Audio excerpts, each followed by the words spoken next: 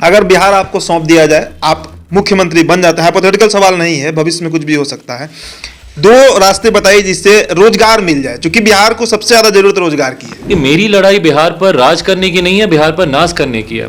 भाई एक वो गौरवशाली इतिहास था जो हम लोग को पढ़ाया गया, और एक और इतिहास है जिसको डरा डरा कर हमारे मुख्यमंत्री पिछले 16 साल से मुख्यमंत्री बने हुए बार बार कहते हैं जाओ जाकर पूछो अपने बाप दादा से 15 साल पहले का बिहार कैसा था। भाई मुझे नहीं फर्क पड़ता। क्यों पटना एजुकेशनल हब नहीं बन सकता?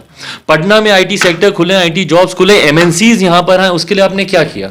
कोई इन्वेस्टर समिट आपने किया हो, सिंगल विंडो क्लियरेंसेस का प्रावधान आपने किया हो, सिर्फ और सिर्फ आपने जात पात धर्म मजहब लव को समीकरण कैसे साधें, अगड़ा पिछड़ा कैसे करें, हिंदू मुसलमान कैसे करें, टेक्नोलॉजी को इंप्लीमेंट यहां पे करवाने की जरूरत है। बाढ़ सुखाड़ की समस्या से जो हमारा प्रदेश पीड़ित रहता है, रिलीजियस टूरिज्म, मुझे लगता है कि हमारे प्रदेश में हमारा प्रदेश ब्लेस्ड है इससे। जब तक पर कैपिटा इनकम इंक्रीज करने की बात नहीं होगी, प्रति व्यक्ति आय को आप कैसे इंप्रूव करें, जब तक आप उस विषय पे बात नहीं करेंगे तब तक आप बिहार के विकास की आप कल्पना नहीं कर सकते। कहां देखते हैं बिहार को शिक्षा, और क्या शर्म आता है चिराग, जो कि आप लगातार बिहारी होने की बात करते हैं? जिस तरीके से छात्रों के ऊपर आप लाठियां चलाते हैं, जिस तरीके से आरआरबी एनटीपीसी के छात्र अपनी जायज मांगों को लेकर, और वो भी भैया उनकी मांगे केंद्र सरकार से हैं, उसमें आप बीच में इंटरफेयर करके उनके कमरों में घुस कर उनको अपराधियों की तरह। अगर बिहार सरकार के जो ग्रामीण विकास मंत्री हैं, मैंने उनका साक्षात्कार किया था तो ये सवाल किया था मैंने कि भाई बिहार में ऐसा कोई घर नहीं होगा किसी गांव में जिसका एक व्यक्ति कम से कम पलायन करके बाहर नहीं गया हो।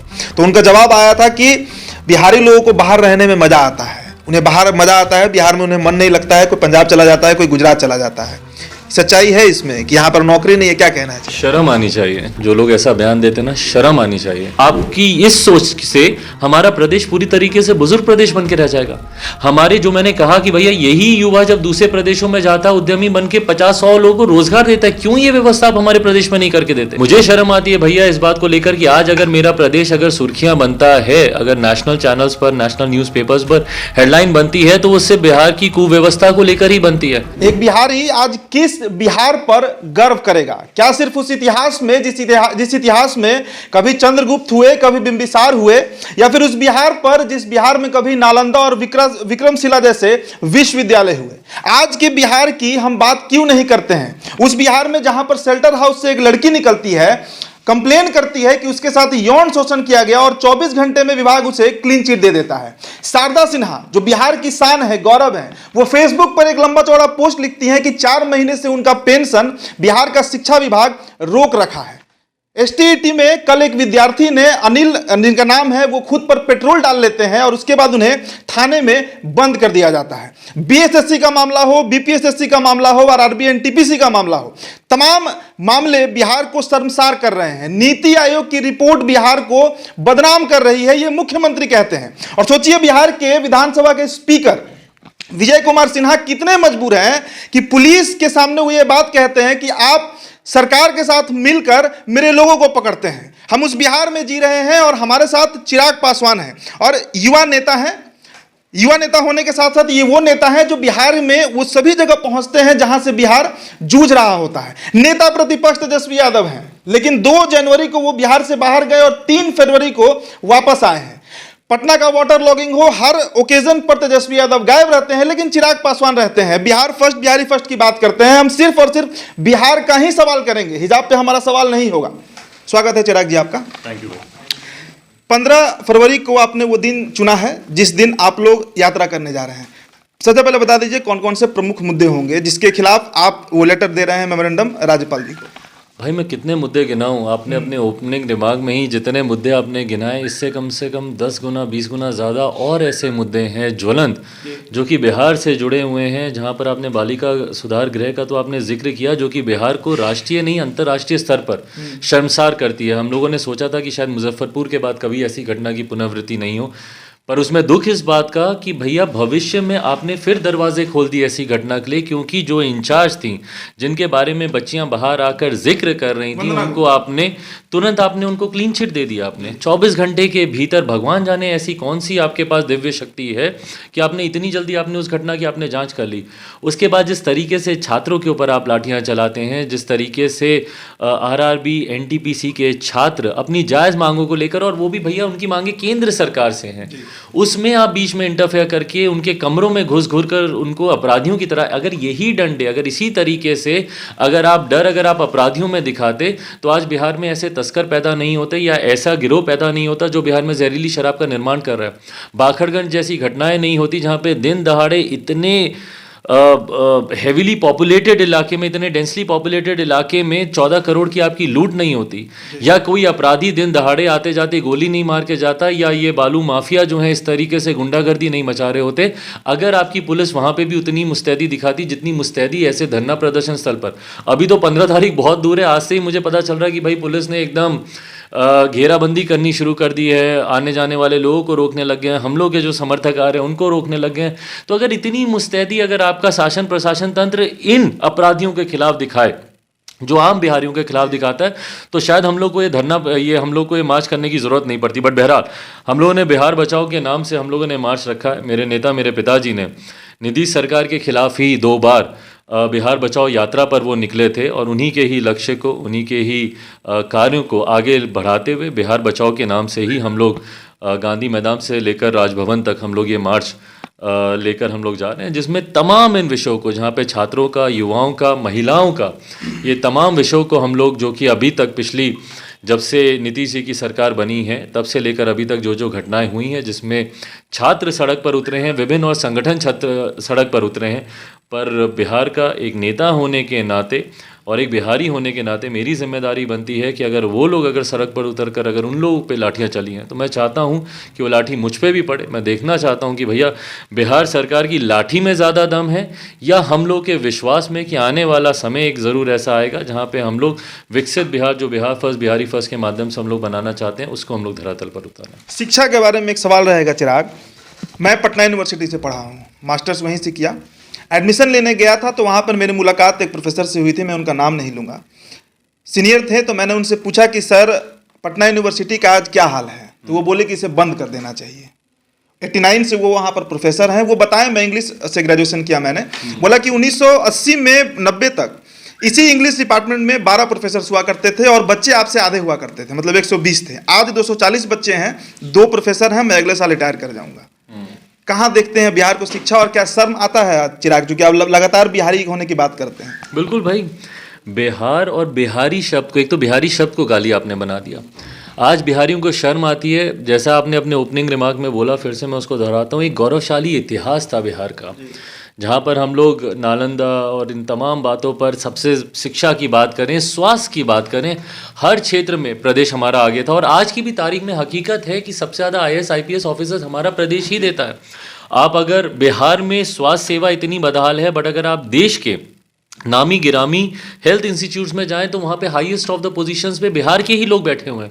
यही बिहारी जब प्रदेश से बाहर निकलता है तो उद्यमी बनकर 150 और दूसरे प्रदेश के लोगों को रोजगार देने के लायक बन जाता है। पर हमारे प्रदेश में ये सुविधाएं नहीं होने की वजह से हमारे प्रदेश में वो बिहारी कुछ कर ही नहीं पाता।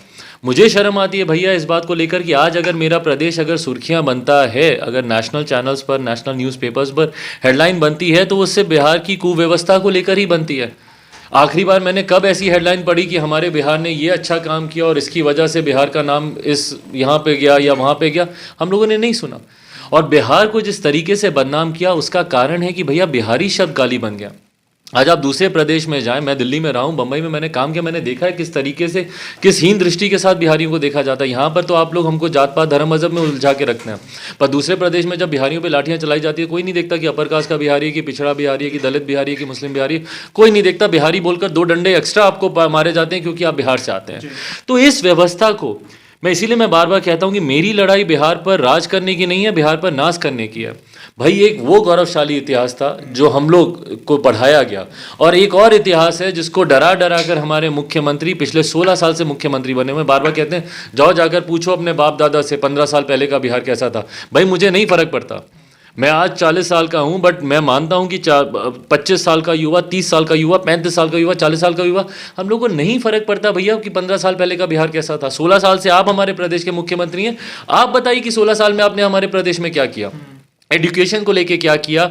आज जब आप कोटा जाते हैं भैया, दुख होता है मुझे कि कोटा में पढ़ने वाला बिहारी, पढ़ाने वाला बिहारी, अधिकांश शैक्षिक संस्थानों के मालिक बिहारी पर व्यवस्था राजस्थानी।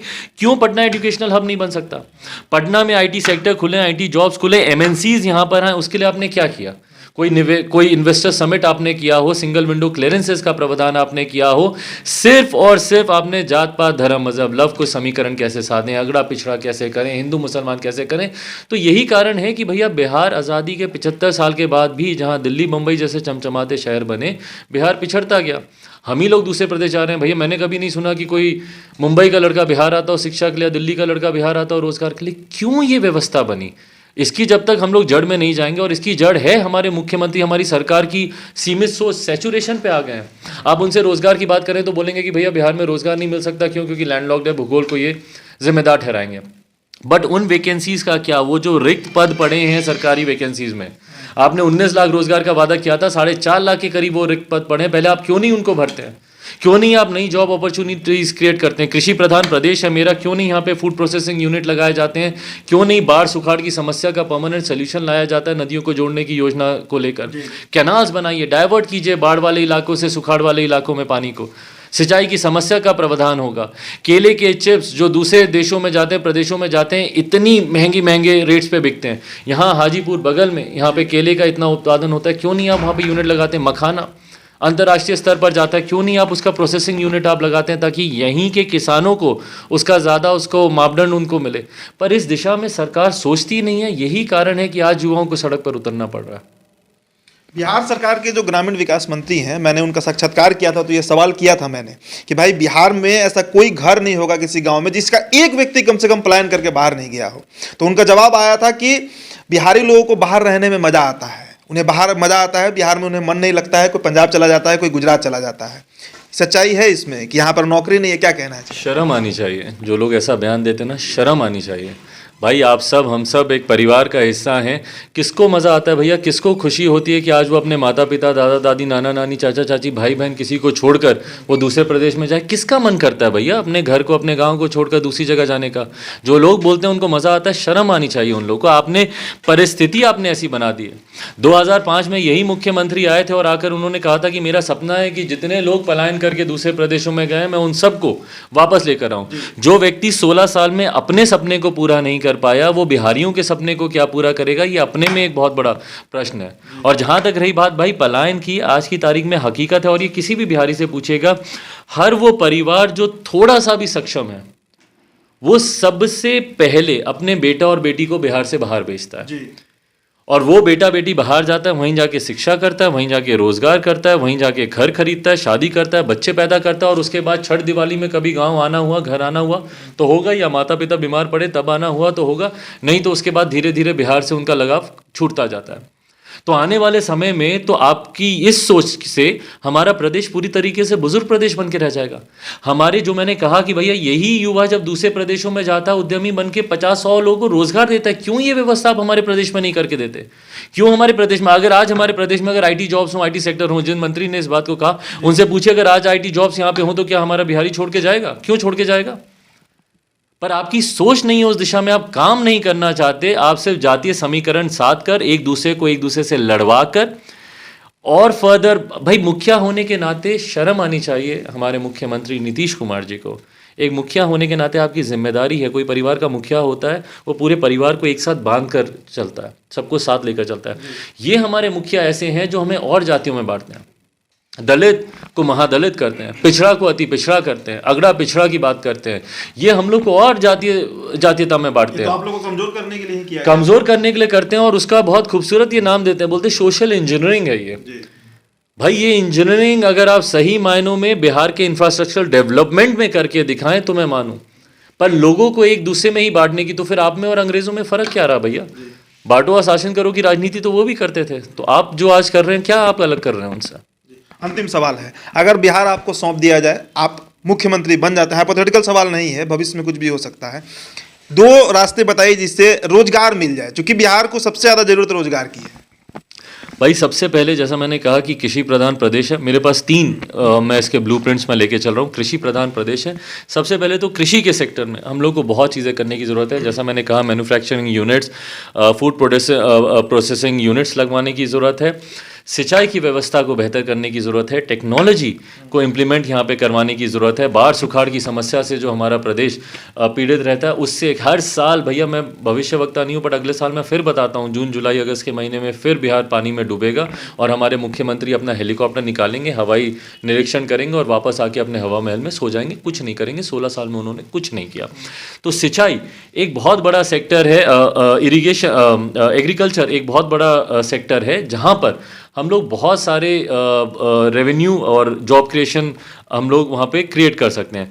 साथ ही में आईटी जॉब्स लेकर आने की ज़रूरत है। यहाँ पे निवेशक सबमिट कीजिए, इन्वेस्टर सबमिट कीजिए, सिंगल विंडो क्लियरेंसेस यहाँ पे दीजिए ताकि निवेशक आए यहाँ पर निवेश करें। आज की तारीख में उनके अंदर डर भय ही इतना ज़्यादा है बिहार की मौजूदा परिस्थिति को लेकर कि उनको सेंस ऑफ सिक्योरिटी नहीं है। उनको लगता है कि भैया हम जाएंगे, हमको लूट लिया जाएगा या हमको मार दिया जाएगा। इस डर से निवेशक आते ही नहीं। आप बुलाइए उनको, आप उनको सुविधाएं दीजिए, बोलिए कि आप हमारे प्रदेश में आके आप आईटी सेक्टर खोलिए, आप आईटी जॉब्स खोलिए, आप एमएनसीज को यहाँ पे लाइए, हम आपको ये सुविधाएं देंगे। जैसे गुजरात करता है, वाइब्रेंट गुजरात के नाम पे मध्य प्रदेश, अलग अलग राज्य अलग अलग तरीके से ये इन्वेस्टर सबमिट करते हैं। और तीसरा, रिलीजियस टूरिज्म। मुझे लगता है कि हमारे प्रदेश में, हमारा प्रदेश ब्लेस्ड है इससे कि इतने सारे ऐसे खूबसूरत स्थल हैं जिसको टूरिज्म के तौर पर अगर हम लोग प्रमोट करें, जिसमें रिलीजियस टूरिज्म अपने में एक बहुत बड़ा पक्ष है।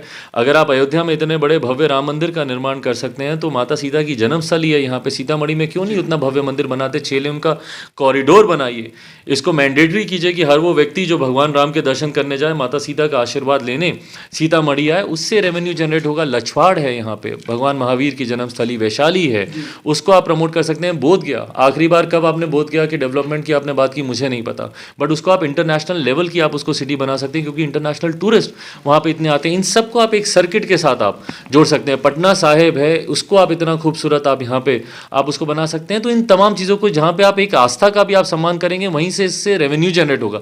जब तक पर कैपिटा इनकम इंक्रीज करने की बात नहीं होगी, प्रति व्यक्ति आय को आप कैसे इंप्रूव करें, जब तक आप उस विषय पे बात नहीं करेंगे तब तक आप बिहार के विकास की आप कल्पना नहीं कर सकते। जी, तो ये चिराग हैं जिन्हें बिहार पर राज नहीं नाज करना है। तो इस साक्षात्कार पर आपको जो सुझाव देना है हमारे कमेंट बॉक्स में आप जरूर दे दीजिएगा। मेरा नाम उदीप तारन है, द इंडिया टॉप पर आप ये इंटरव्यू देख रहे थे। बहुत बहुत शुक्रिया।